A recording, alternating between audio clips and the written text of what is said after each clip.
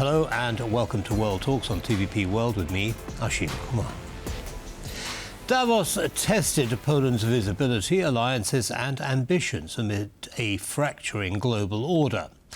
What did Warsaw gain, signal or miss at the Leaders' Forum powered by Poland this year? To sum all of this up, we're joined by Małgorzata Bonikowska. She's President, Centre for International Relations. Małgorzata, welcome and thank you for taking the time to come in. Thank you for having me. A pleasure. So tell us all about Poland's role in this year's World Economic Forum in Davos. Davos is a very interesting place. Once a year it just becomes really at center of world attention because to this very little tiny town in Switzerland, all the leaders of business, politics and everything which is important, they decide to come. It is a tradition because of 56 years it has been organized. So at the beginning Davos was a small gathering, but today 2,000 people participated in the main economic forum, while 17,000 participated in all the other activities around this conference. So Poland decided to, we decided to be more visible, and there was a coalition, my think tank formed with private Polish companies, which is really interesting to also see because the Polish business is not as old as many multilateral companies, multinational corporations, but it's growing. It's more and more important and strong. So Polish companies such as Autopay, Adamet, Żabka Group, those companies, I'm sure every person in Poland knows, they decided to step down and support our initiative. We proposed to organize Leaders Forum powered by Poland, and once we launched it and we were able to block a special place at the main promenade with a very, very good location just next doors to the Brazilian house, to Indonesia, to Ukraine also, to Belgium, because normally most of the houses are taken by the countries. Right. So what was the intention? What was the direction? What was the strategy for all these companies taking part? So the strategy was actually to show that those brands and also Poland as a brand should be visible among those important people and brands and companies and countries who treat Davos as a place you have to be. So Polish brands think it's also a very useful place because when you're there for 1 week, you can not only organize panels and discussions, roundtables, but also have a chance to discuss business, to discuss politics.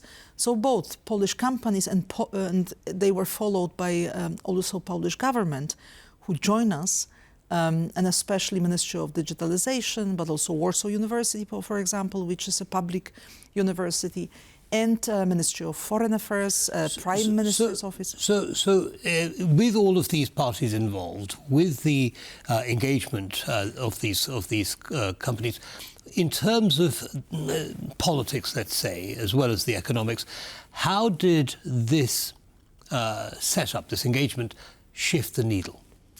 The most important thing is the message all of us we wanted to give this world, and I stress it is really a top leaders gathering.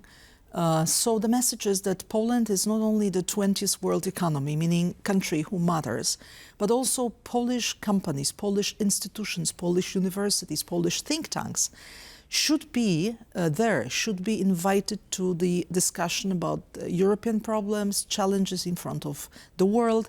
It is not fair to us that all this discussion, it is mainly concentrating still among a narrow group of countries. So this is a bit similar to what really important economies of the world now are doing. Countries like India, for example. By the way, Indian House was just next to ours as well. So the message is that the world is not like it was 50 years ago. Now the world is much more complex. We have almost 200 countries on the planet, and Poland is in this group of these countries right, which really matter. Well, it's interesting that you mentioned that, because, of course, this was a very consequential meeting at Davos. I'm thinking primarily of Donald Trump's speech and what had been happening before that regarding Greenland and tariffs and so on. So we're talking about a reforming world order. This perhaps would be the ideal time in which Poland can get into that dynamic and make an impact, yes?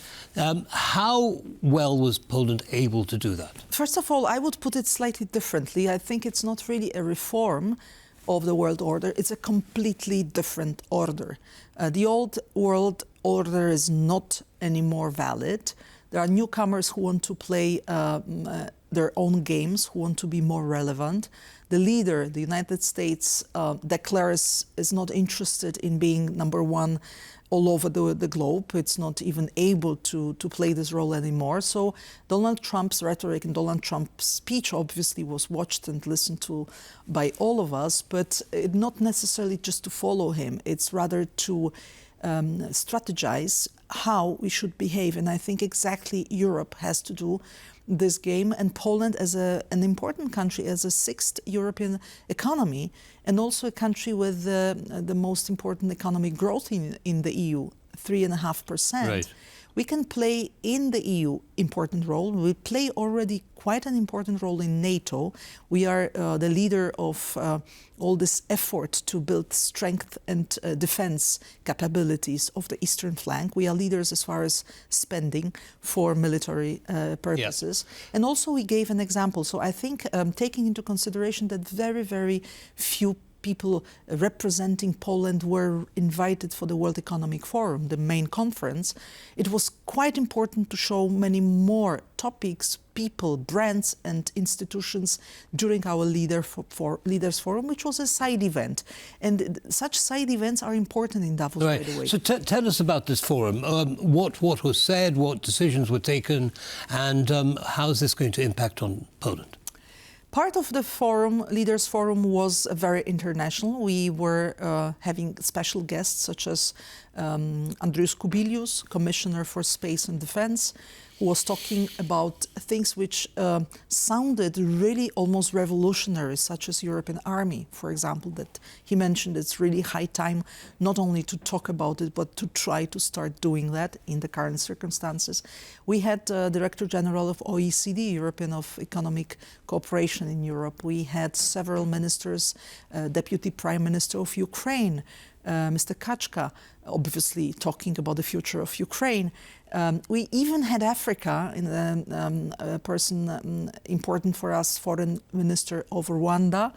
Africa is a source of minerals, and Europe looks very carefully at Africa right now. We were just having last year in November the European Union and African Union Summit in Angola. So it was really an international event, Leaders Forum, powered by Poland, but very international. Obviously, in the same time, we also had top leaders from Poland, both from political sides, such as our president, Karol Nawrocki, such as our deputy prime minister and minister of foreign affairs, Sikorski, who was also having political talks in our premises. Right. What's important is to create also the place Poland can invite. Can you give us some sense of what the outcomes of all of these conversations were with all these influential people?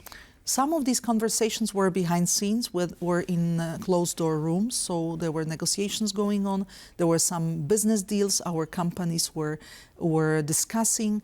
For example, Adamet, our pharmaceutical company, announced during Leaders Forum the transaction, which is really fabulous. They bought Sanofi factory in Spain. And they were announcing that. Autopay, our leader in payments, digital payments, announced a zero-delay economy approach and showed a revolutionary technology of paying with your hand. That's really interesting. You don't need a credit card, you don't need even a ring, you just put your hand and you pay. So this shows how advanced Polish business is already. How well was this received by the other countries? Obviously, not many people realized before that Poland is so advanced. Obviously, Poland is somehow known, but it's not a very well-known country. And many foreigners would associate Poland with a perception from, let's say, 20 years ago. Right. A country quite poor, still under development, things like that. which is absolutely not the case. No. We can say that Poland has an image which is not really fitting into the current situation. Now, with this this investment that you mentioned, a couple of deals, does this give Poland the opportunity to be more influential politically as well within Europe?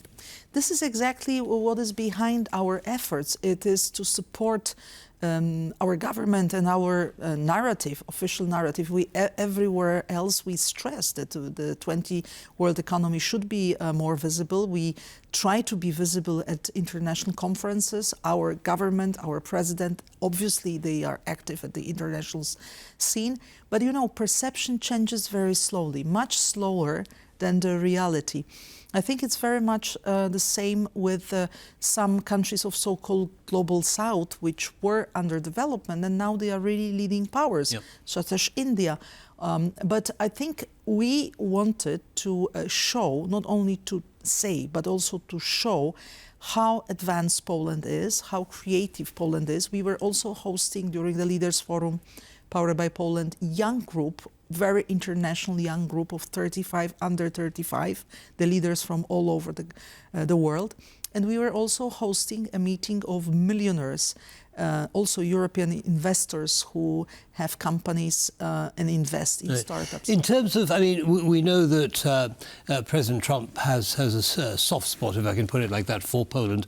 Was Davos an opportunity for your group and the other people representing Poland there, an opportunity for them to actually engage with the American delegation and perhaps I don't know, perhaps influence policy or reinforce existing relationships?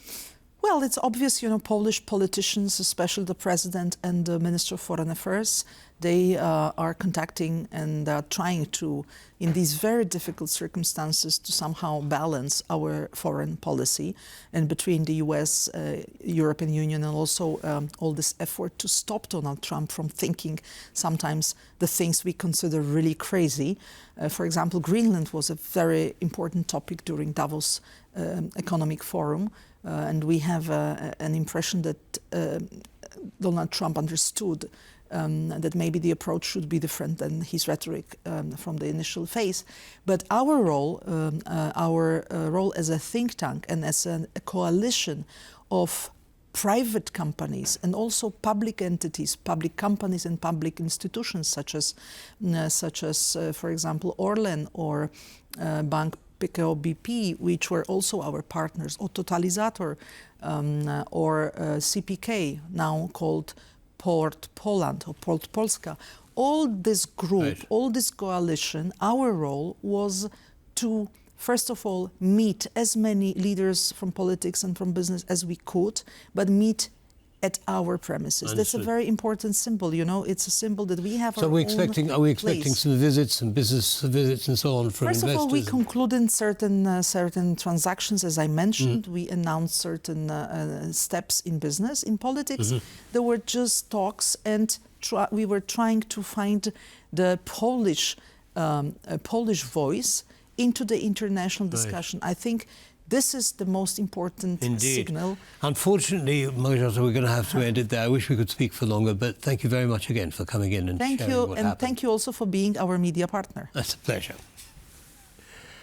And that brings us to the end of this episode of World Talks. Don't go away, lots more coming up. Goodbye.